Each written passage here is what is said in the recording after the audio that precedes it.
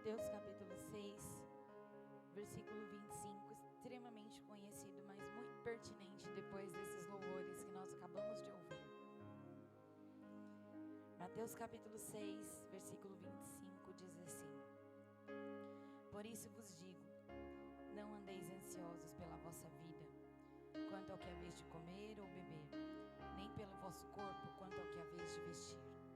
Não é a vida mais do que o alimento, e o corpo mais do que as vestes? Observai as aves dos céus. Não semeiam, não colhem, nem ajuntam em celeiros. Contudo, vosso Pai Celeste as sustenta. Porventura, não valeis vós muito mais do que as aves? Qual de vós, por ansioso que esteja, pode acrescentar um côvado ao curso da sua vida?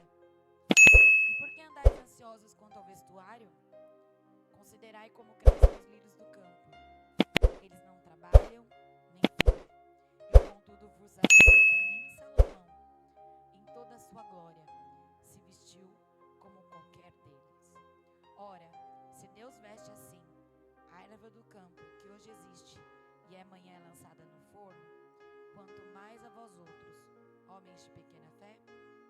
Portanto, não vos inquieteis dizendo: que comeremos, que beberemos, ou com que vos vestiremos? Porque os gentios é que procuram todas essas coisas, pois vosso Pai Celeste sabe que necessitais de todas elas. Buscai, pois, em primeiro lugar o seu reino e a sua justiça, e todas essas coisas vos serão acrescentadas. Amém? Depois do que nós acabamos de cantar, em teus braços é o meu descanso, seguro estou em teus braços. Como é mais fácil cantar do que viver, né? Como é mais fácil chegar aqui e adorar, mas quando chega na hora que você abre o armário e não vê nada lá dentro, na hora que o negócio aperta, na hora que a porta de emprego fecha, na hora que as coisas parecem que tá tudo dando errado, como é difícil pôr em prática. Mas esse é o nosso desafio. Eu costumo dizer, eu tenho um amigo que costuma dizer, eu tomo a frase dele, que se fosse fácil qualquer um faria. Se fosse fácil ser crente, a igreja estava cheia. Se fosse fácil viver a Bíblia conforme está aqui, isso aqui estava lotado. Não é fácil. Hoje eu passei por uma situação no trabalho em que eu tenho uma pessoa que trabalha comigo, junto comigo em sala de aula, fantástica, maravilhosa. Eu falo, louvo a Deus todos os dias pela vida dela. E aí a minha diretora, quase chorando, chegou pra mim e falou assim: posso tirar ela de você e trazer outra fulana? Que tipo assim, eu sei que não trabalha. E eu falei, ai. E a pastora, eu tenho comentado com a pastora, né? Como minha sala não está fácil. Minha sala, tô passando por uns perrengues. Eu tenho uma criança de inclusão bem difícil. Eu tenho alunos com questões bem sérias. E eu falei, ai, Jesus. Aí eu virei pra ela e falei assim: fui chamada pra servir. Aí ela olhou pra mim e falou: não, eu não quero que você serve, não. Você quer... Não, Cris, eu tô aqui que eu fui chamada pra servir. Você não tá entendendo? Eu tô aqui pra trabalhar onde for que tem que trabalhar. Vai ser fácil? Não. Vou passar prova? Vou. Mas eu fui chamada para servir. Ô, Jesus. Que prova, Jesus. Mas é assim, amados. Não é fácil. E às vezes a gente se colocar... E aí eu fui falar com a pessoa que trabalha comigo. E ela é cristã também. Ela falou, eu não quero. Eu não vou. Não, fulana, vai. Depois eu vim pensando. Eu falei, eu vou ter que falar com ela. É melhor obedecer do que sacrificar. Eu sei que você não quer, que você vai, porque a outra sala também não, é pior que a minha. Mas você vai, porque você vai obedecer. Se Deus está te mandando ir para lá ser luz, você vai. Não tem jeito, amados, não é fácil. Viver com Deus não é simples. Eu estou lendo um livro que ele fala, ele analisa a mente de Cristo. É um livro do Augusto Cury, que analisa a mente de Cristo não da parte teológica, mas que analisa a mente de Cristo da parte psicológica, pedagógica, psiquiátrica. E aí são alguns ateus debatendo com dois teólogos, um teólogo protestante e um católico, sobre Jesus. E eles falam assim, e de todas as mentes, eles estudam mente humana e falam assim, vai deixar a desejar Jesus, o ateu fala. Quando o ateu começa a estudar o livro de Lucas e a mente de Cristo, ele sai fascinado. Porque ele começa a observar as provações que Jesus passou. As coisas que Maria viveu, as provas que ela viveu. Quando você começa a ler o livro, você fala, nossa, nunca tinha pensado em Maria nesse ângulo. A mulher entrando um anjo no quarto dela, talvez alguns de nós teríamos corrido. Dizendo assim, você vai ficar grávida, sendo que nunca dormiu com nenhum homem. Correndo o risco de ser apedrejada, tendo que chegar para os pais dela, porque Maria era adolescente. Imagina ela chegando para o pai dela e falando assim, estou grávida do Espírito Santo. Imagina. Beleza. Jesus não tendo lugar para dormir. Jesus tendo que passar a prova que ele passou na cruz, sem contar outras coisas. A tentação, os 40 dias de Jesus, toda a prova do corpo, da mente. Mas sabe por que ele passou por tudo isso? Para mostrar que é possível nós passarmos. E às vezes a gente passa por coisa menor e está abandonando as coisas. A Bíblia diz, olha, não andeis ansiosos pelo que vocês vão comer, beber, porque eu vou prover todas as coisas. E por que a gente bate cabeça? Eu creio em Deus. Se você crer, você tem que viver isso. Se você crer, você tem que pôr em prática isso. E quem me conhece sabe do que eu estou falando. O que eu estou falando porque eu já passei. Não estou falando porque eu quero mostrar para vocês que isso é mais bonitinho, que a Bíblia é bonitinha, não. Eu estou falando que eu já vivi. E vivi a prova de que Deus supre. E vivi a prova de que Deus cuida. E vivi a prova de que Deus sabe daquilo que a gente necessita. Sabe, Paulo? Aprendi a andar contente em toda e em qualquer circunstância. Hoje eu posso dizer isso. Aprendi a andar contente em toda e qualquer circunstância. Posso falar como Paulo. Sei o que é passar fome e sei o que... A bonança eu estou aprendendo ainda. Estou aprendendo ainda, né? Não cheguei nesse nível, assim, nesse patamar. Mas já melhorou. Mas está melhorando, estou aprendendo, dia a dia. Mas hoje eu tenho milagres para contar na minha vida. E você quer milagres para contar na sua vida? Então, se você quer milagres para contar na sua vida, creia nisso aqui. Ele não está dizendo, eu vou cuidar. Busque primeiro o meu reino, não largue tudo. Busque o meu reino e a minha justiça, e eu vou cuidar de vocês. Pastora, por que essa palavra de oferta? Porque eu sei quantas vezes eu cheguei aqui sem ter R$1 no bolso, sem ter uma moeda de 10 centavos para ofertar. Mas Deus supriu. Eu falava, Jesus, hoje eu não tenho, mas o dia que eu tiver eu vou abençoar a sua obra. E sempre quando Deus coloca na minha mão e me permite, eu abençoo. Às vezes eu tiro do dinheiro que eu ia comprar alguma coisa para mim. Tá faltando alguma coisa lá na salinha das crianças. Quantas vezes, né, pastora? Nem peço dinheiro às vezes para a pastora. Tô indo lá e eu mesma compro. Porque eu tenho prazer em abençoar. Porque um dia Deus me abençoou. Um dia Deus cuidou de mim. E por que eu não vou cuidar das coisas dele? Quando você aprende a cuidar das coisas do Senhor em primeiro lugar, fica tranquila porque Ele cuida de você. Ele cuida, amado, Ele cuida. Pode ter certeza. Ainda que você passe um sufoco por um período, mas o sufoco vai te ensinar a ser resiliente, vai te ensinar a ser forte e vai te ensinar, quando você estiver na abundância, a não esquecer daquilo que o Senhor fez. Porque tudo que vem fácil, vai fácil. Mas quando a gente conquista suado, a gente dá muito mais valor e sabe de onde sai. Amém? Você que trouxe a sua oferta nessa noite, tem ali os nossos obreiros lá atrás com o envelope. Nós temos também ali o senhor Roberto com a maquininha, se você está com cartão, não trouxe dinheiro. E também temos a nossa chave Pix, que é o CNPJ da igreja, 27011. Cadê aqui, meninos? Ajuda aí. 502.000 ao contrário, 74. Acertei. 27011, 502.000 ao contrário, 74. Se você quer abençoar, e olha, eu vou dizer para vocês, grandes coisas estão por vir. Grandes coisas vão acontecer neste lugar.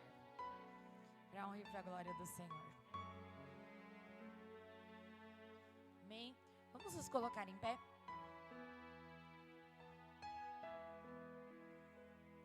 Aleluia.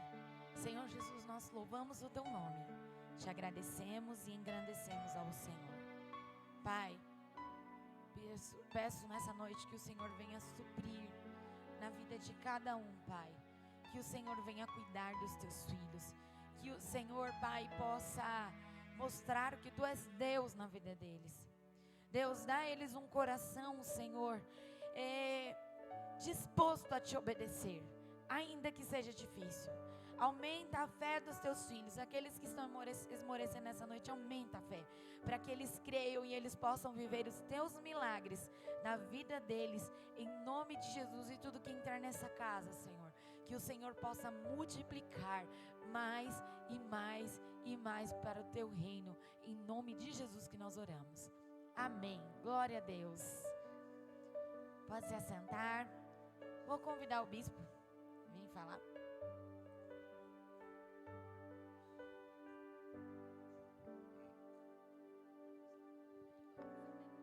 Glória a Deus. Paz do Senhor, irmãos. Paz do Senhor, irmãos. Você está feliz com Jesus? Peguei minha filha ali agora de jeito ali, e ela falou, nossa, cheguei atrasada do serviço, isso e aquilo. Eu falei, para, tá tudo bem. Aí ela, não, mas eu falei, para de reclamar. Eu falei, você sabe por que aquele povo ficou 40 anos no deserto? Eu falei, para, meu. Só foi por causa de um motivo. O que eles fizeram? Murmurar significa reclamar. Para, dá glória a Deus. Amém? Queria chamar aqui a pastora Camila, que vai ministrar hoje, né? Não? Quem que vai ministrar hoje? Queria chamar meu querido, amado irmão, pastor Gilson Bastos. Pastor Gilson, ele veio de uma terrinha logo aqui, há muitos anos atrás, lá do Rio de Janeiro. Foi uma coisa louca. Eu falo que Deus, ele não une pessoas, Deus une propósitos. E num dia onde nós estávamos lá em Mogi, vem pra cá, lá em Mogi, então vem aqui, ó, fica mais pra frente, entendeu? Lá em Mogi, foi algo muito lindo que aconteceu. E o gozado que, para os irmãos eu posso falar, que os irmãos sabem que eu sou desprendido totalmente de dinheiro.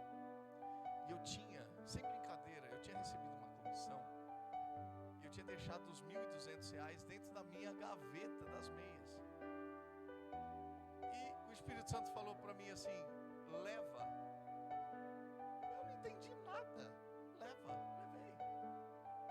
Coloquei na carteira, e depois no final daquele culto onde esse homem estava ministrando lá na igreja do pastor Anderson, o Espírito Santo falou assim, entrega. Porque literalmente era o que estava faltando para ele pagar umas contas do Rio de Janeiro para poder vir para cá. Eu falei assim, meu Deus do céu. Imagine se nós não estivéssemos com os ouvidos abertos e as portas do coração abertas à voz do Espírito.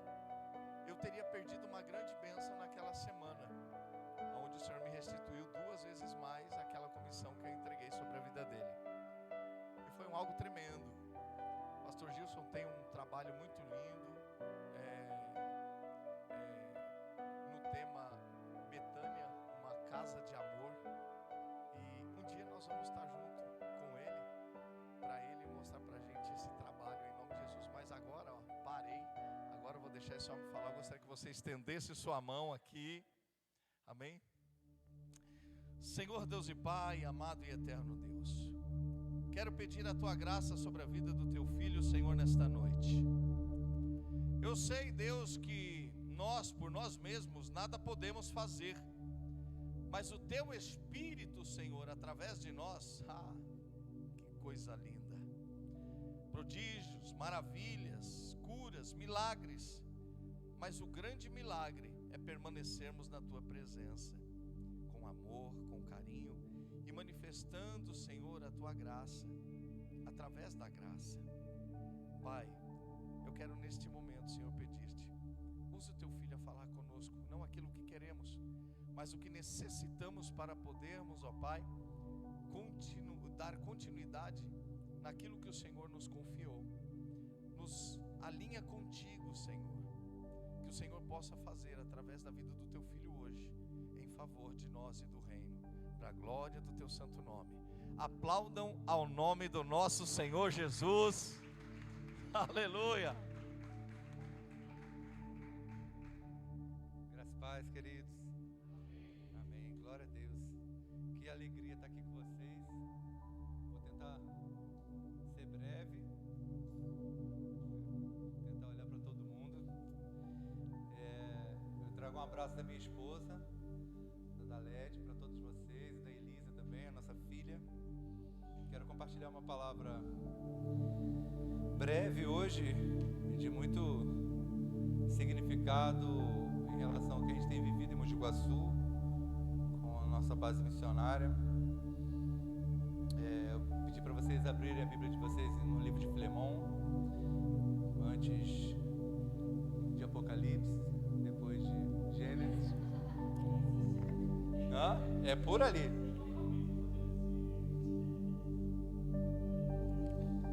Primeira vez que eu fui na igreja, eu fui com uma Bíblia emprestada, e a pastora Ruth, né, que ainda é viva lá, é uma senhora, ela disse: abra sua Bíblia no livro de Ruth.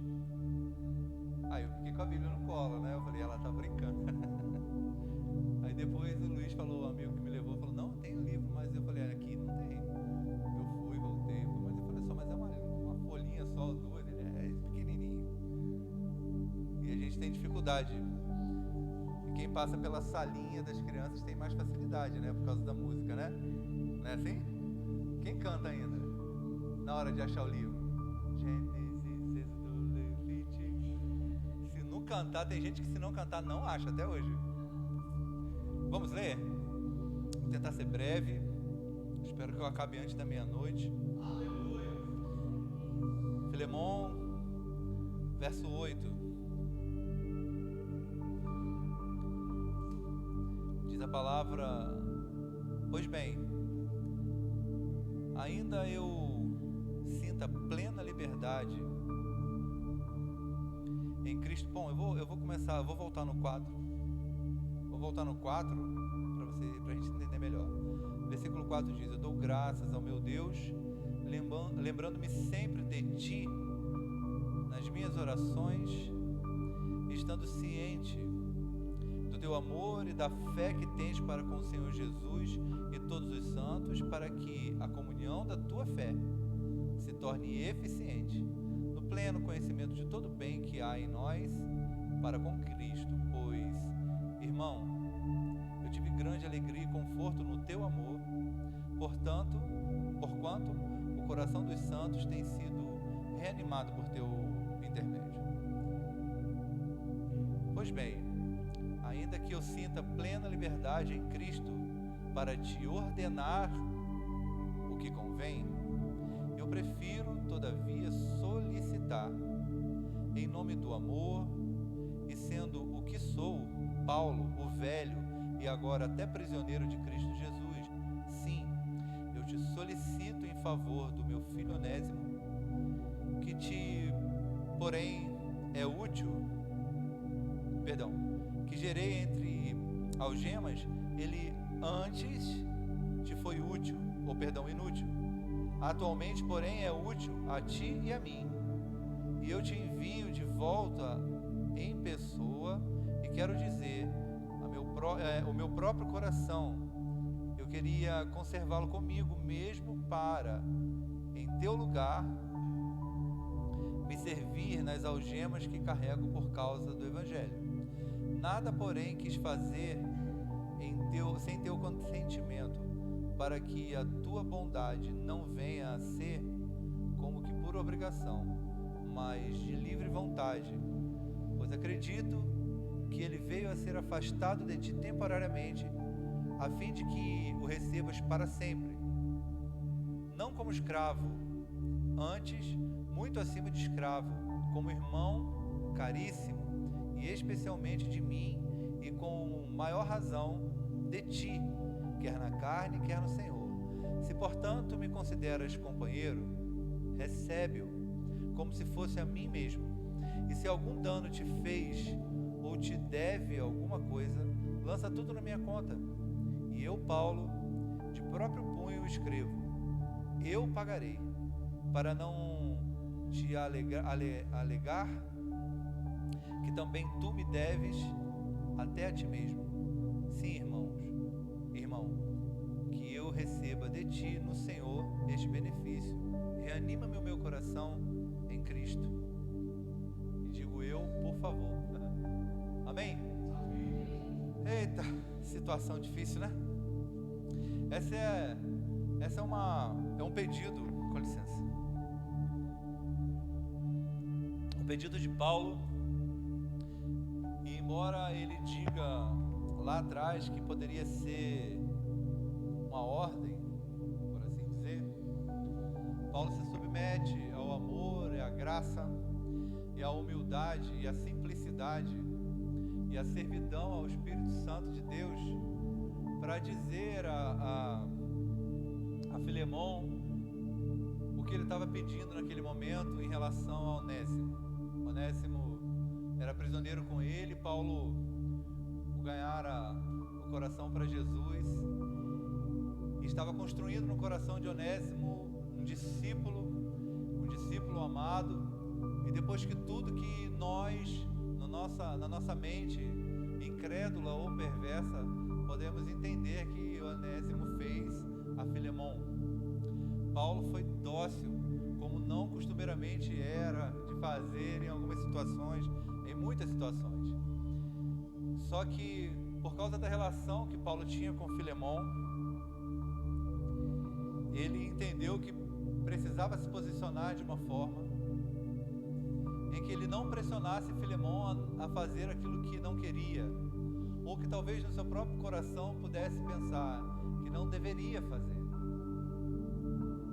É possível que Onésimo tenha furtado, lesado ou agredido ou qualquer outra coisa que pudesse pôr em conta, principalmente espiritualmente, na vida de Onésimo, para que Filemon não recebesse em nenhuma situação mais.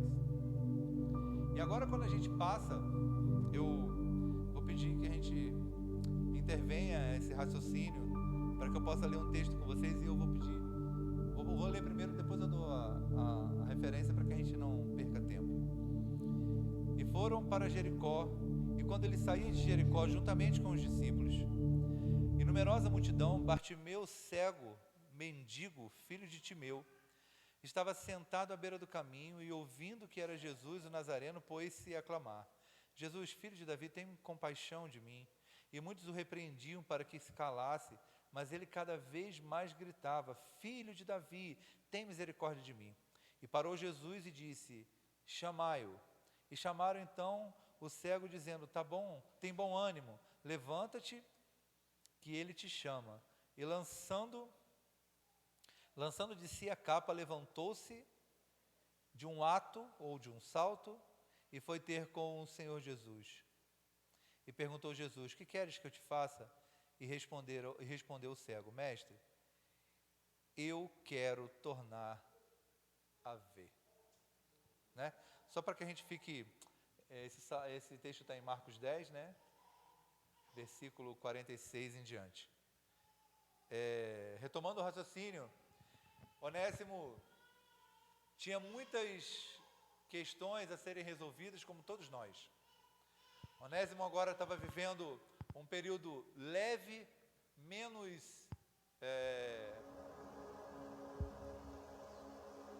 opressor socialmente falando, a respeito daquilo que ele era, daquilo que ele tinha feito, e possivelmente, assim como nós bem sabemos como é, a nossa carne ainda o desejava fazer. Estava conversando com um menino lá da base, o Marcelo, que já não é mais tão menino, mas quando ele começou a frequentar lá, ele ainda era bem moço. E da última vez que eu sentei para conversar com ele, eu falei: Marcelo, você saiu para vender as paçocas para a gente poder pagar o aluguel da base, e você sumiu com o dinheiro das paçocas. Ele: não, pastor, eu não peguei. Eu falei: Marcelo, deixa eu te explicar uma coisa. Se existiu alguém mais mentiroso que eu na face da terra, foi o Satanás. Mas eu não vou falar que você vai estar mentindo para mentiroso, porque eu não sou mais mentiroso. Mas eu sei como a mentira opera dentro de nós. A mentira opera fazendo a gente se esconder e tentar construir uma reputação que não nos leva a lugar nenhum, mesmo que a gente consiga imprimir a reputação de não culpado numa situação. É diferente do que você é. O que você é a sua identidade. E não importa o que você é, de bom e de ruim, esse é você, é o que o Deus de Israel quer mudar na sua vida. E ele levantava, e ele batia, ele falava: não, pastor, eu não fiz, pastor. Sabe, tipo, e eu vi uma criança dizendo: eu não posso fazer isso, eu não posso confessar que eu fiz tal coisa. Eu vivo dizendo que eu amo esse lugar. Agora mesmo eu liguei para lá e falei: pastor, a gente conseguiu levar o Marcelo para a base? Ele: não, ele já fez os exames, mas ele foi lá, que aqui vocês chamam de biqueira, né? Lá no Rio a gente chama de pouco, né? E a gente teve que ir lá de novo buscar ele, porque compulsivamente ele usa drogas. E a gente teve uma pessoa que eu posso chamar de Filemão, talvez, e vou tomar a liberdade de chamar de Filemão hoje, por causa do texto que me disse: ele não sem vergonha, cara. Ele não tem jeito. E eu disse para esse rapaz, eu falei assim: você conhece a sua mãe? Isso. Você conviveu com a sua mãe? Então, esse menino não. Dos 9 meses que ele conviveu com a mãe dele tentou usar ele.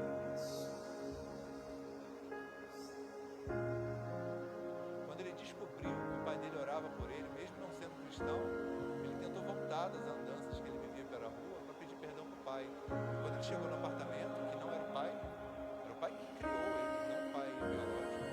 O pai dele tinha morrido, ele não teve também a oportunidade. Não é a oportunidade. Agora eu já compartilhei com vocês. Então, assim, eu não estou justificando uma coisa pela outra. Estou dizendo para vocês que cada um dá a comida para o seu gado, e ele é gordo, arrumado por causa disso. Pode pôr a música, deixa Deus usar. Se for só minha voz, senão eu vou cantar, eu já ameaço logo. Falei com a Ludmilla, hoje ela tem 18 anos, ela sabe que eu estava mentindo para ela. Mas quando ela tinha 8, eu falava: o papai vai gravar um CD. Todas as vezes que você desobedeceu o papai vai pôr esse CD para você ouvir trancada no quarto.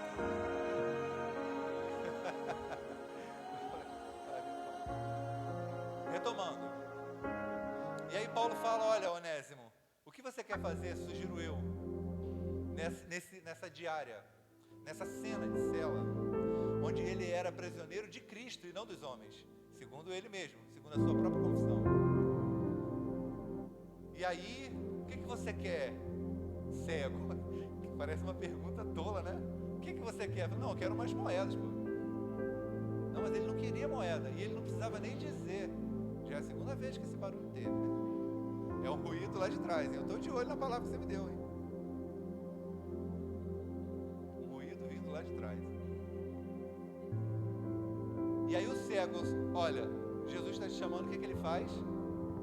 Ele lança a capa fora, que era o documento, né, a autorização para ele mendigar. Mas eu paro e penso, se fosse Jesus comigo, ele teria que me perguntar, você tem certeza que você quer ver? Você tem certeza que depois da sua vida inteira, parado no caminho, pedindo para viver, ou pedindo qualquer ajuda para que você se mantenha vivo, para que no outro dia você peça de novo, e provavelmente para as mesmas pessoas, você quer ver? Você tem certeza que a partir de agora você vai abandonar a autoridade que você tem para pedir e vai entrar no mercado de trabalho com a idade que você tem? Você não sabe nem a cor da tampinha de um refrigerante para servir num bar. Já pegou numa vassoura antes, meu filho? Tem certeza que você quer ver? Não é mais fácil, não é mais tranquilo você continuar do jeito que está, a alcançar a salvação e chegar aonde eu estou preparando um lugar para você, e ali você abrir os seus olhos e dar de cara com a glória de Deus? Não é mais fácil, querido? Tem certeza que você quer viver no pouco e ainda não viveu? Tem certeza? Você tem certeza que você quer chegar no muito? Sabe lidar? Quando você tiver muito, você vai saber lidar com o cego de Jericó, ou vai pedir para ele calar a boca? Só nós. E olha, eu digo para você, eu já falei algumas vezes, na verdade todas as vezes, se a vida que eu tive lá atrás, que o Allan Kardec falou que eu tive, se lá atrás eu posso ter sido um sultão árabe, ou o R7. Essa vida, só toda sem dinheiro. Só toda. Não conheço dinheiro, não sei o que é. Não sei mesmo. De verdade. Você ri, porque você já saiu dali, tá? Viu? Acabou de testemunhar e já está rindo, irmão. Você imagina quando tiver Deus te colocar sobre o muito, varão.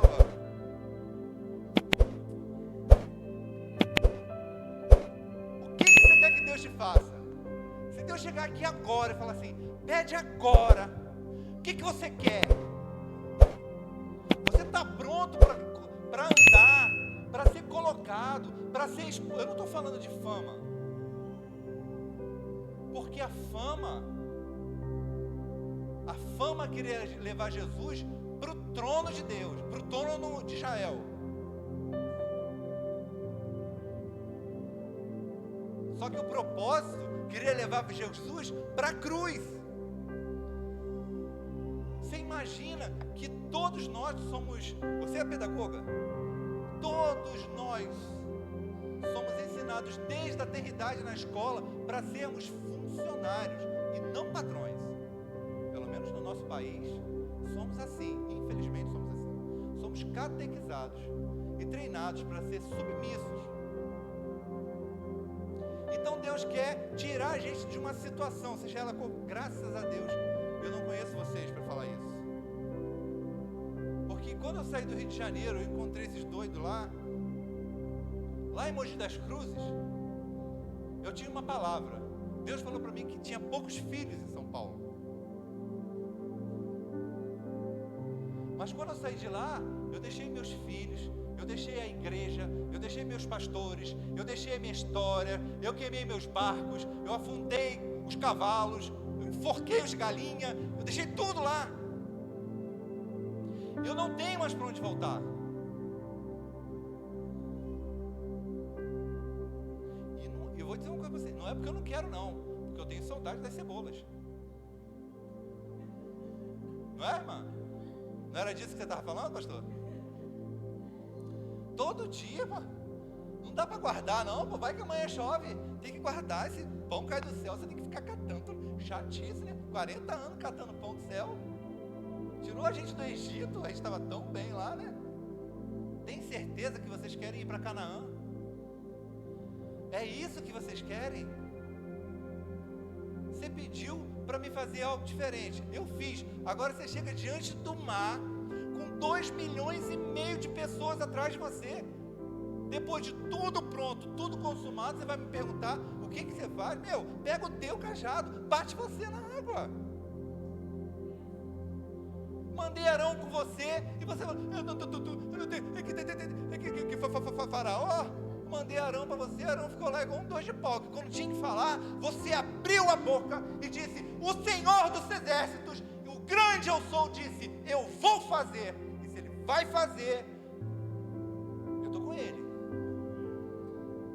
Porque a nossa vida de igreja, católica, apostólica, e embora não romana, muito romana ainda, vem da gente ficar sequestrando na nossa imagem emocional onde Deus esteve, e a gente não se interessa pelo que Ele vai fazer amanhã, aonde Ele vai estar amanhã. Deus do céu, meu Deus do céu, Paulo estava dizendo para Filemon, Deus vai chegar aí na pessoa do cara que você quer provavelmente matar, e eu estou te pedindo, embora eu pudesse fazer o contrário, recebe esse homem, porque ele vai ser Deus na sua vida. Aceita, porque o que ele tirou do seu bolso, se feriu o seu coração, o mais miserável é você do que ele. Se uma pessoa te lesa financeiramente, e você expurga essa pessoa do seu convívio, você já está dizendo, você não é digno de estar perante mim. Não é limpo como eu, paladino da severidade e da justiça como eu, não é santo como eu, e não é como eu que levo os meus dízimos. Eu não sou como aquele pecador lá atrás, né? Lembra desse dia, desse culto que só tinha 2 pessoas na igreja? E o moço que estava lá atrás falava, Senhor, tem misericórdia de mim, Onésimo. Digo eu. E Jesus falou, esse moço de lá de trás saiu mais justificado do que o da frente. Então a justificação que vem da nossa mente, o nosso entendimento não entende. A nossa justiça é como um trapo de imundícia. Então nesse cenário, assim como o cenário da cruz, nesse cenário, quem seria você? Quem seria eu? Se a gente é Onésimo e cheio do Espírito, nós temos que estar em direção. Você pode fazer o que você quiser, filho. O que você quer fazer? Eu quero voltar ao início de tudo, encontrar-me com o meu Senhor, porque ali Onésimo ia provar a sua fé e honrar a Deus e dizer, você não tem desculpa para não acreditar mais em ninguém. Eu tenho raiva, irmãos, muita raiva. Pastor, eu tenho muita raiva, irmãos. E ai daqueles que mordem os lábios, né? Eu só não deixo essa raiva tomar conta. Mas essa é uma raiva, não é ira, é raiva. Porque uma vez eu fui num culto de jovem, eu tinha uma Fiat Uno dos Flintstones. Você botava o pé e saía correndo assim, no buraco. Saí de Araruama e fui para Macaé, 2 horas. Eu e um menino que eu tinha tirado do tráfico, que agora está vendendo açaí na porta da casa. E os meninos que ele vendia droga ia lá comprar açaí e ele ficava panfletando. E aí eu falei do valor da amizade naquele culto de jovens. E aí quando eu voltei, um homem chamado alguma coisa, se não me engano era Rafael, e o sobrenome dele, pasme-se, era Schumacher. Ele saiu de uma rua secundária e entrou embaixo do carro. Bateu, ele que me bateu do lado assim.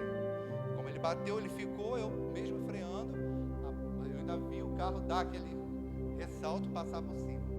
E ele quebrou a perna. E eu saí do carro, e o Felipe era bombeiro socorrista, ele pegou minha blusa, amarrou e tal. Enfim, eu falei, eu vou na delegacia. Por quê?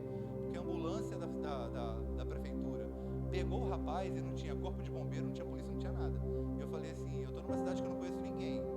As pessoas, o que eles disseram, eu estava em frente a um forró, e forró não é de Deus. No céu não vai ter forró, não se anime. É horrível.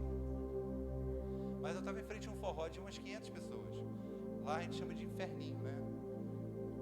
E tinha um que minha mãe em Abacaxá chamava Pedacinho do Céu, forró.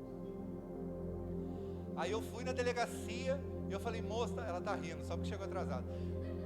Eu falei, moça, e eu tava ofegante. Eu falei, moça, aconteceu assim. O que aconteceu? Eu falei, assim, sensação. Cadê seu amigo? Eu falei, ele ficou lá.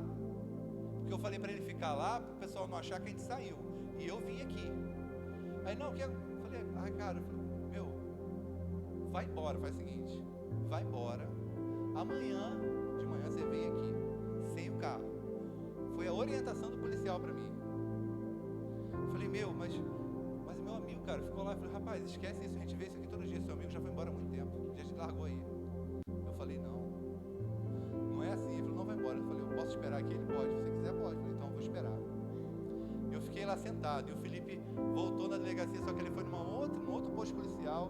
Só sei que isso era meia-noite, deu 2 horas da manhã, o Felipe me achou.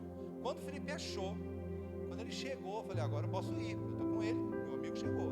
Chegou a PPRV e falou, esse carro estava na moto? Eu falei, e o cara gritou, falou, por que você não foi embora?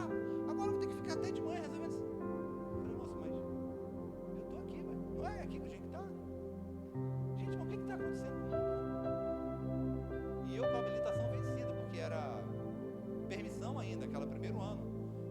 Já tinha. Aí falou, agora vamos embora comigo, agora eu vou ter que prender o carro. Eu falei, só faz o que vá, bem, somente. Só você vai brigar comigo. Aí ele falou, já que você está aqui, o que estava lá dentro me falou, ele falou, já que você está aqui, já vai levar o carro, vamos preencher. Aí eu sentei, eu e o Felipe. Aí ele preenchendo. Aí ele falou, eu falei pra você ir embora. Eu falei, se tivesse ido embora, não estava passando por isso. E eu já estava assim na mesa. Tem que ouvir as pessoas mais velhas. Falando pela segunda vez. Eu falei, se ele falar a terceira vez, eu vou dar um golpe de misericórdia nele. De verdade. Aí ele acabou de digitar, imprimiu e falou, agora assina aí, porque agora a conversa vai ser outra com você. Aí eu virei com ele com toda a raiva que eu falei com vocês que eu tenho. E eu falei para ele, mas você nunca mais vai poder abrir a sua boca na terra enquanto você... E eu comecei a falar alto dentro da delegacia. Enquanto você viver, você nunca mais vai poder dizer que não existe amigo. Nunca mais. Porque se você está aqui todo dia e você nunca viu isso, Deus é vivo e Ele te mostrou que existe amigo e que você não é amigo, porque provavelmente você faria aquilo que você disse que o meu amigo disse que ia fazer. Aí eu já... faca é Tramontina. E aí, queridos, eu estou tentando ser breve, eu estou tentando ser leve, porque para mim é muito pesado, porque eu fico imaginando o Onésimo sentado, botando fumo no cachimbo dele, sei lá o que o Onésimo, Filemão estava fazendo, e chega o Onésimo lá, né? Que esses caras, eles têm um andar peculiar, né? Ele nunca vai chegar assim, igual a menininha que está aqui, né?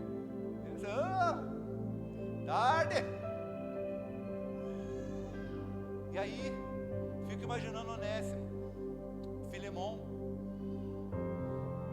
passa a mão na peixeira que está do lado da cadeira e fala, é hoje que eu passo esse homem, miserável. O que esse desgraçado está fazendo aqui? E aí, Filemão, Onésimo fala, chega no portão e já vê o olhar do Filemão e fala: ó, antes de você falar alguma coisa, é de Paulo, ó, é de Paulo. Ó, pelo amor de Deus, lê primeiro, por favor, lê primeiro, pelo amor de Deus, tem misericórdia. E aí, você acha mesmo que Onésimo saiu da prisão fiado na carta de Paulo a Onésimo? Se não tivesse carta, ele deveria ou não fazer? Chego a dizer que se Filemão é esse homem que Paulo escreveu, ele só leu a carta depois que ele se aliançou e perdoou Onésimo. Pelo menos é o que deveríamos, e ele também deveria fazer. Só que como cego de Jericó, Onésimo também teve que abrir mão e dizer: não, agora com uma nova vida, já que ele está, sei lá, em Chipre, eu vou para o outro lado. Tipo Jonas. Alguém já estudou aqui por que Jonas não queria ir para Nínive? Para não virar churrasquinho? Uma vez, em 2003, estou dando exemplos para vocês, terceirizados, de postura. O Márcio Valadão estava com a gente em Porto Seguro, num congresso chamado Restaurando os Muros da Nação, através da visão celular, do G12 na época. E ele falou que começou a evangelizar um rapaz na cadeia, vários rapazes, e um deles estava numa cela sozinho, que era muito violento, e ele tinha muitas cicatrizes na barriga horríveis, e era muito violento, ele não podia ficar com ninguém, e ali ele passava, perguntava o nome, tentava falar, o cara não falava com ele, ele orava, e depois de um ano e pouco, o moço já foi falando, deu bom dia e tal. Ele falou que depois de 2, 3 anos, não me recordo, o moço já tinha aceitado Jesus, estava bem, começou a conviver em outra cela e aquela coisa toda. Aí um dia o Márcio Valadão perguntou: mas o senhor não se importa de dizer como você se acidentou e tal? Eu falei: não, pastor, não foi acidente, eu me envolvia com torcida organizada, e num desses grandes jogos a gente encontrou, na verdade a gente já tinha marcado esses confrontos de briga, e eles vieram, nós fomos e teve aquele choque, e a gente começou a brigar, e um dos rapazes de lá do outro lado conseguiu me puxar para dentro deles, e os meus amigos não conseguiram me segurar, me pegar de volta, e eles me levaram para uma rua, para um canto escuro, me bateram muito, tiraram minha roupa, pegaram um cabo de vassoura, quebraram e enfiaram o cabo de vassoura no meu ânus, e ele estourou a minha barriga toda. E eu não fui para a prisão, eu fui para o hospital, fiquei X meses, que eu também não me recordo quanto tempo, e depois que eu fiquei bom, eu vim para a prisão, e ele contou esse relato, e foi a mesma sensação que a menina fez lá, que dá uma aflição. E aí depois ele foi transferido para uma outra cidade do presídio de segurança mínima, e o pastor queria muito ver, e ficava por causa das atividades, e depois de um tempo ele falou: eu vou lá ver fulano. E quando ele chegou, e era aquele vão assim no meio de todos aqueles prédios, né? E esse moço foi avisado, foi liberado, e ele vinha descendo a escada, aquele paredão enorme, né? Descendo a escada junto com outro homem, com a Bíblia, e falando de Jesus para esse cara, rindo e tal. E aí falou: ô pastor, que saudade, aquela coisa toda. Aí ficaram ali, tiveram a comunhão, e quase na hora de ir embora falou: pastor, você lembra da história da briga que aconteceu e tal? Eu falei: sim, o que aconteceu? Então, foi ele.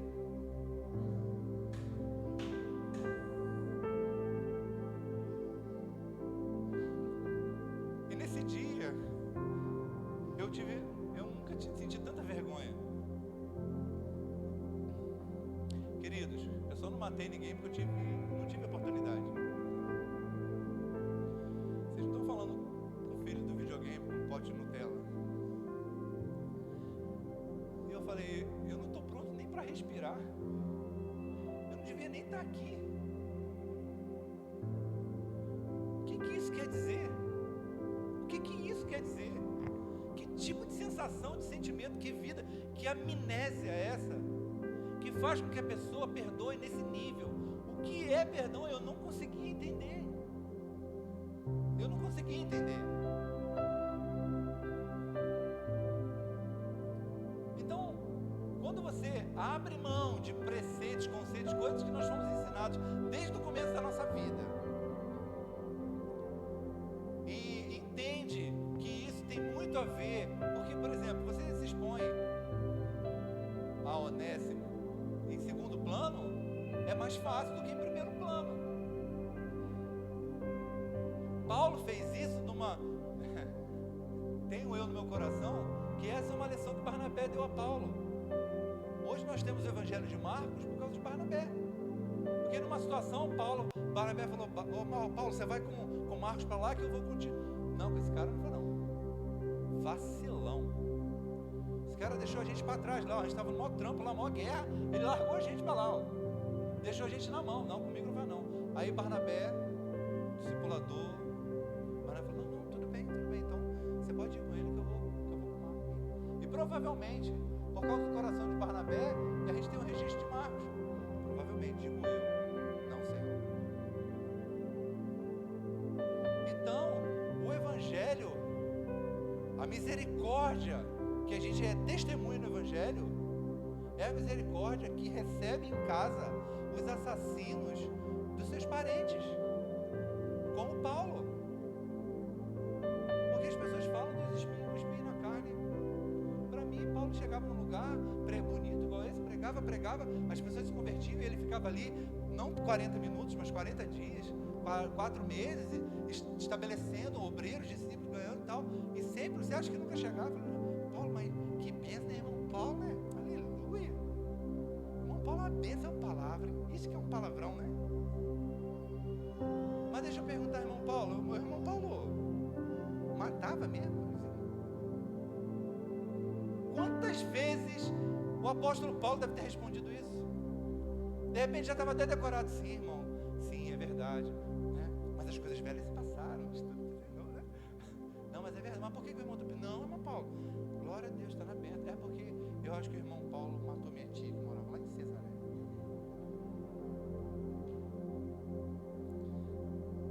Porque com toda graça, com toda simplicidade, eu vou dizer para vocês, Deus sempre vai nos lembrar de onde nos tirou. Ele não vai nos deixar esquecer de onde a gente saiu. Não vai. Não tem propósito nisso. Não tem propósito. Você sabia que no Brasil 79% dos acessos de internet é para pornografia?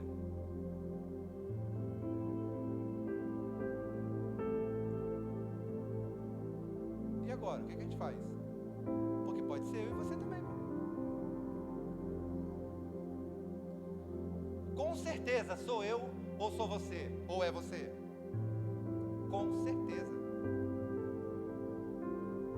Deus vai te tirar da pornografia, querido, como me tirou. Vai colocar você aonde? Para fazer o quê? Com tamanha libertação. Você vai tirar a capa e vai ser posto aonde? Se você quer ver de verdade aonde você está aprisionado, como Onésimo teve a oportunidade de sair e trancar e ver a porta ser trancada do seu próprio discipulador, e ele que não merecia ter sido solto, e o discipulador dele está preso, está pronto. E vou dar um agravante, porque hoje é um agravante. Não tinha Instagram.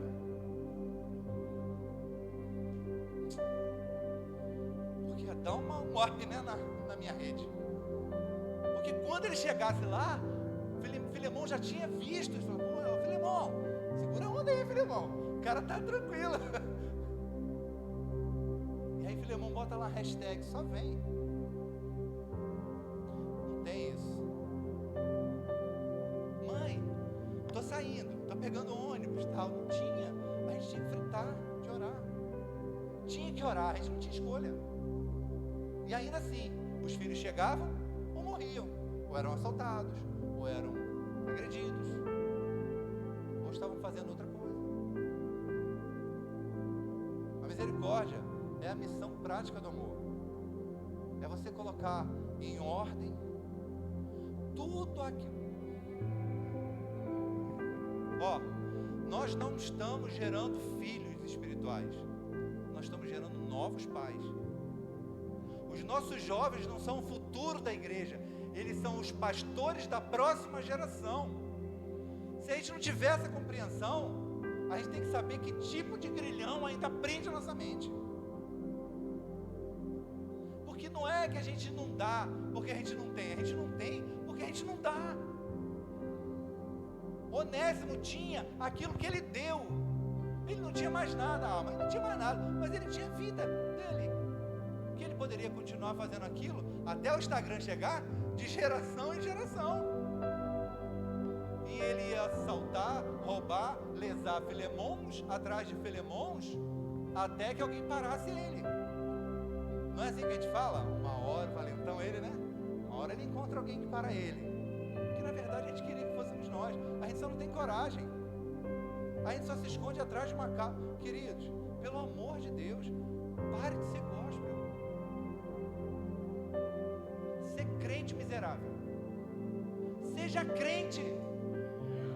Em nome de Jesus. Não tem mais tempo.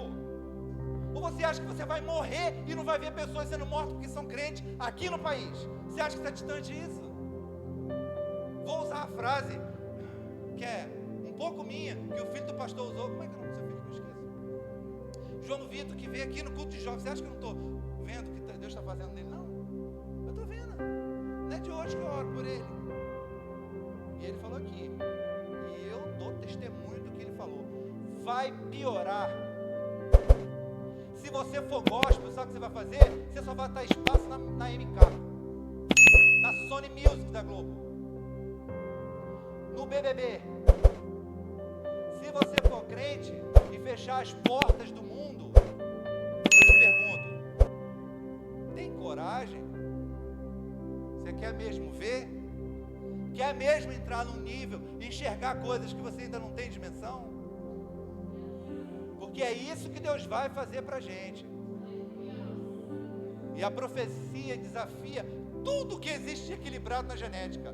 Jovens terão, e velhos que terão sonhos. São os velhos que vão ter sonhos, que vão acordar inspirados e dizer: eu estou ficando velho. Sabe o que eu sonhei nessa semana? Nos últimos 10 dias. Eu estava numa balsa,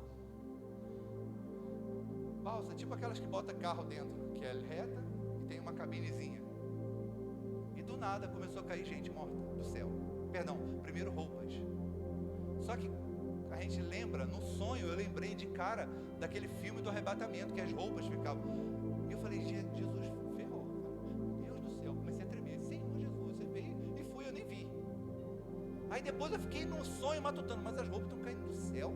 Jesus levou o vestido para depois deixar pelado, né? Porque a nossa mente, ela fica encontrando os caminhos. Por que as roupas estão caindo do céu? Só a roupa do céu. E outra coisa, só tem ímpio na balsa, porque ninguém foi. Tá todo mundo aqui. Aí eu falei, aí quando eu comecei a tentar me situar do que está acontecendo, começou a cair gente morta. Puf, na água. Não sei se era um rio, acho que era um rio, porque era balsa. E cai gente morta, gente ensanguentada, gente não ensanguentada, gente morta. Puf. Só que aí a balsa tem aquela cabinezinha, né? No meio para o cara que vai pilotando ali. Eu não sei se é pilotar, se é dirigir, navegar. Só sei que uma das pessoas que caiu assim, caiu perto e estava chovendo. E aí a goteira caía nessa pessoa que estava morta, só que ela fazia assim, ó.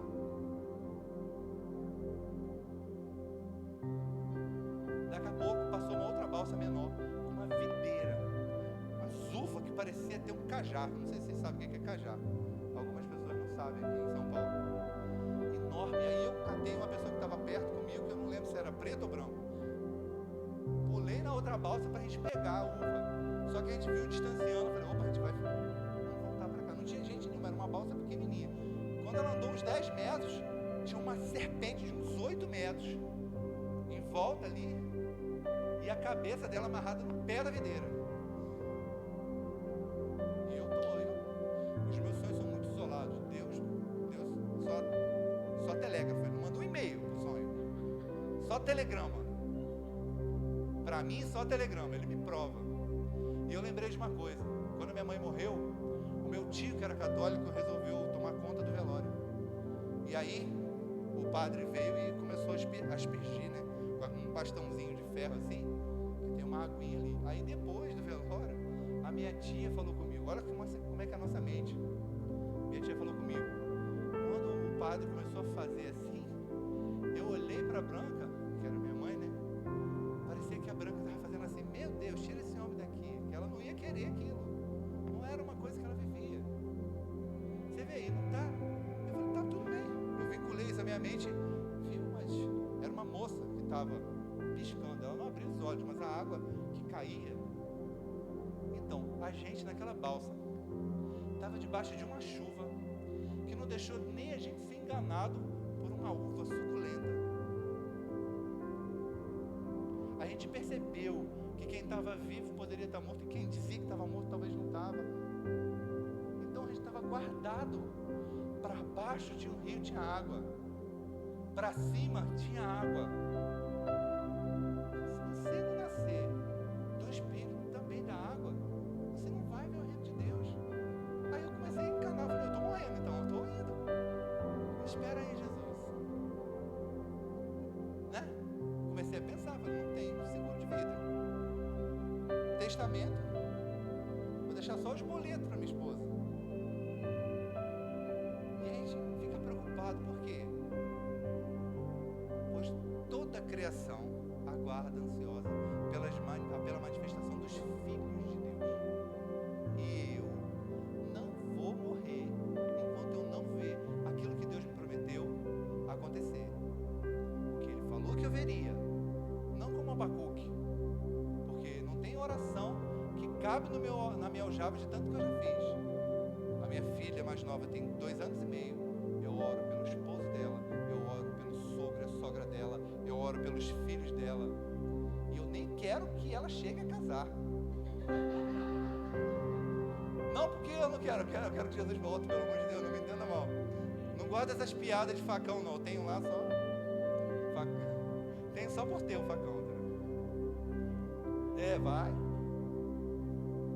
Então, quando Abacuque orou, ele falou, Senhor, aviva a tua obra no meio dos anos. Quando o Senhor chega lá em 2023, dá esse lugar para essa turma aí, para eles congregarem. E a primeira coisa que eu cheguei, queridos, eu me lembro como se fosse hoje, quando eu cheguei lá, a última vez que eu fui naquele lugar, eu falei, esse lugar é pequeno para vocês. E todas as vezes que eu fui, tinha cadeira sobrando, igual hoje. Eu estou lembrando agora disso. Você sabe por quê? Porque eu e você somos 2 pamonha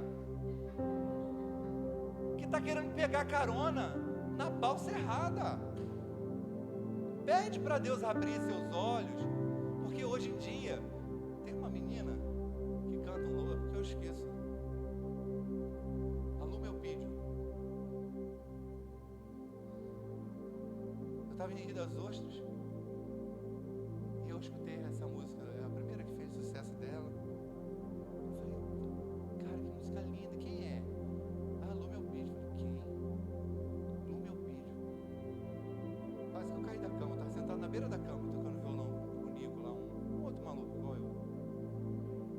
Luma é o vídeo? Cadê? Bota aí na internet. Eu falei, essa menina estava igual minha filha nova. Eu falei, gente, eu peguei essa menina no colo.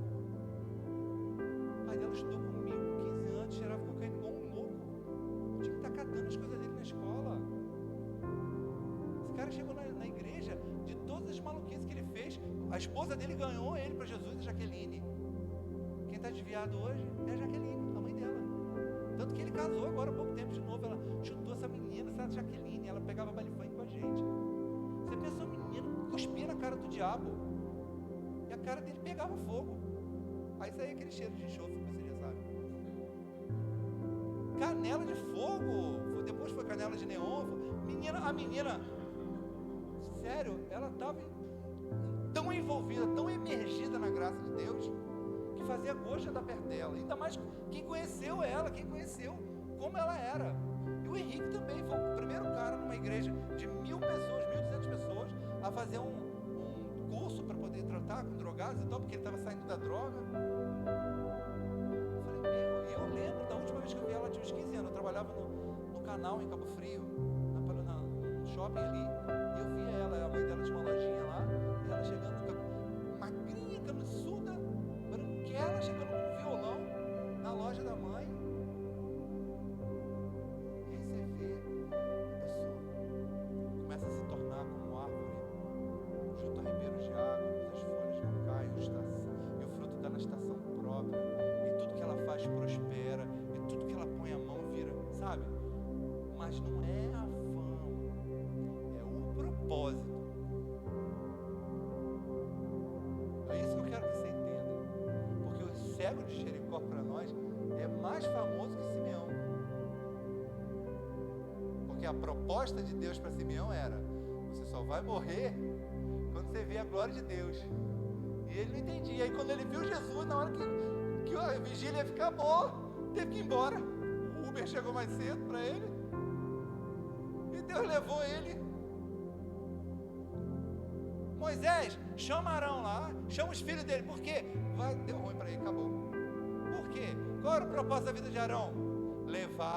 Ajudar Moisés a levar o povo. Eu sempre falo: pô, Deus, por que você não matou Moisés? Arão não fez nada, não quebrou um negócio, não fez nada, ele estava de boa lá. Mas não, o propósito de Arão era esse. Moisés já tinha feito algo e Deus decidiu que Moisés não ia herdar a terra prometida. Acabou o propósito de Arão na vida de Arão. Acabou o propósito da vida dele. Mas a promessa continuou. Por quê?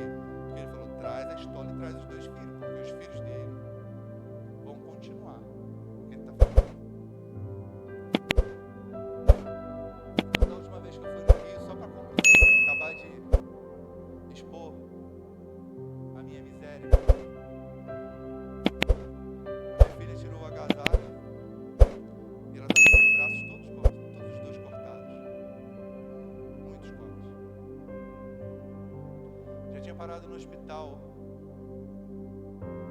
por tentar tirar a própria vida com muitos comprimidos. E a minha filha se converteu num culto que a gente foi visitar de jovens, e eu vinha todo dia, levava ela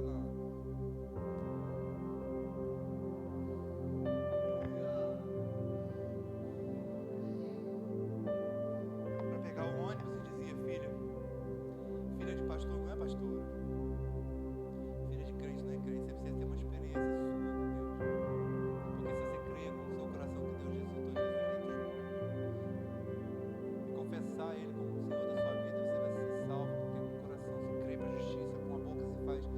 Eu falei do plano de salvação para minha filha todos os dias, enquanto Deus me trouxe para cá. E muitas vezes eu questionei a Deus, falei: por que você me trouxe para cá? A minha filha não suportou. E Deus está me ensinando, repetindo a mesma coisa, a mesma pergunta. O que eu vou fazer na sua vida, eu estou fazendo, e ainda vou fazer, e na vida da sua filha. Que história que ela vai contar? E a gente não quer que nossos filhos tenham as histórias deles.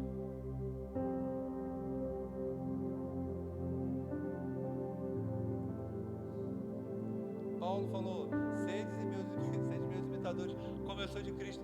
Ele estava preso, duro, magro, velho, morreu sozinho.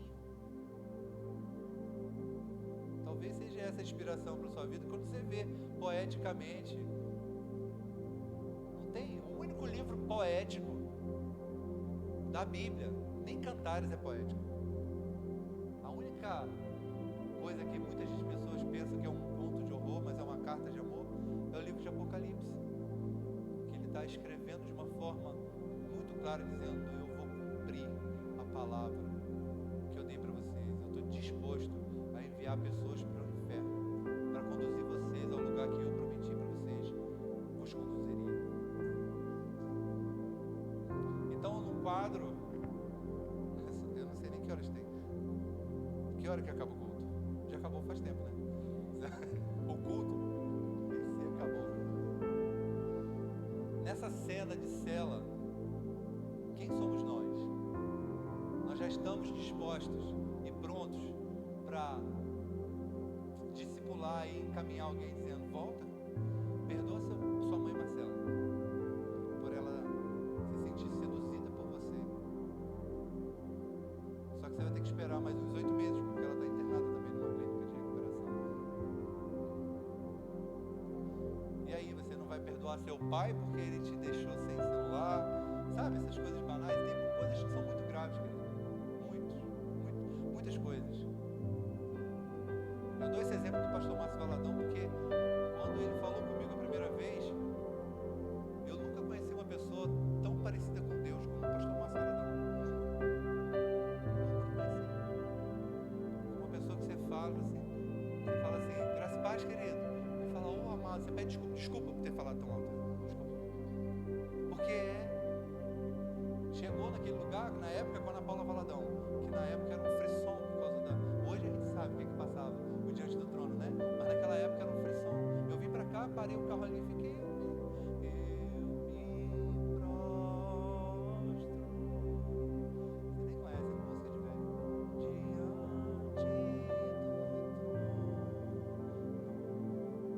Hoje não tem.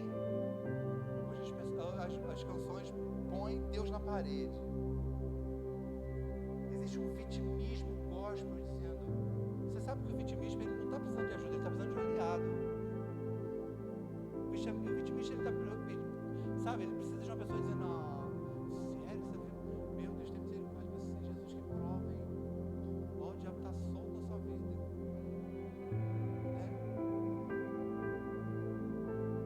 Eu quero fazer um convite para vocês, como eu sempre faço. Eu queria orar com vocês. Depois a gente vai comer alguma coisa que engorda. Mas primeiro vamos orar. Vamos orar mesmo. Vamos pedir a Deus para que Ele... Porque, sabe o que eu descobri? Para acabar de vez com a minha reputação, porque eu não estou nem aí para ela. Eu descobri que provavelmente eu sou muito mais hipócrita do que aquilo que eu tenho coragem de admitir. Com certeza. Assim, porque o que a gente faz de mais perfeito nessa vida é errar.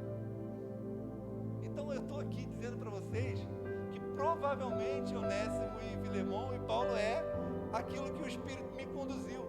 Mas essa palavra é para mim. Eu estou compartilhando com vocês. Eu não estou dizendo para vocês que vocês têm que ser presos ou roubar alguém para depois voltar e dizer: olha o que ele fez comigo. Não. O que eu estou querendo dizer para vocês é: se está aqui, é para mim e para você. Sim ou não? Então vamos orar. Pronto. Já é a segunda vez. Da terceira eu vou puxar pela orelha. Vamos orar. Em nome de Jesus. Vamos orar. Porque a gente precisa ter pressa para fazer algumas coisas. Seja tardio para falar e breve para escutar, porque a gente tem 2 ouvidos e uma boca. Mas na hora de falar com Deus, na hora de ouvir, na hora de dizer: nossa, eu fico sem fôlego, eu não sei nem como fazer isso que eu fiz aqui hoje. Se eu for fazer isso amanhã de novo, não vai sair a metade. Sabe por quê? Não tem padrão, eu preciso.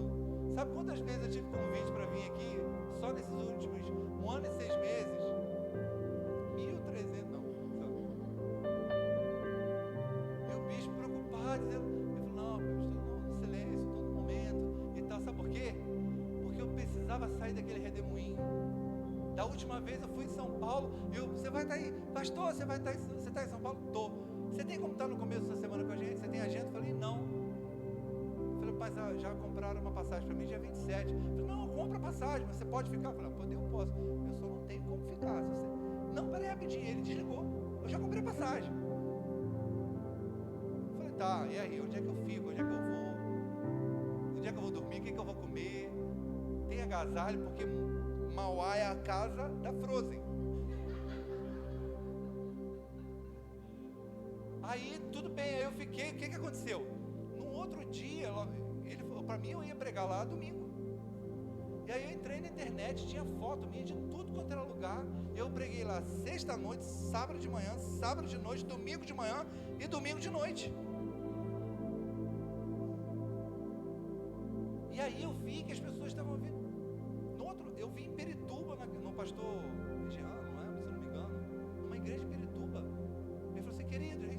Gilson lá do Projeto Raab. Eu falei, não sou não. Eu sou da igreja. Eu não sou responsável pelo Projeto Raab, eu só ajudo. Eu vou lá cortar pão e passar manteiga no pão. Vou lá servir o café. Amanhã quem vai estar aqui é o Luiz Hermínio. Eu falei, o pastor Luiz Hermínio vai estar aqui amanhã. Eu falei, gente, eu estou perdido. Eu estou indo igual um pau de gente. Eu falei, eu preciso sair. E Deus me fez sair da pior forma. Eu preciso sair. Eu preciso chegar aqui sem ser convidado. Eu quero estar aqui. Eu vim aqui porque eu quero estar aqui. E com a graça de Deus, o carro chega de volta. Vai chegar. No sopro, mas chega. Por quê? Porque se você... Longe é um lugar onde você não quer ir.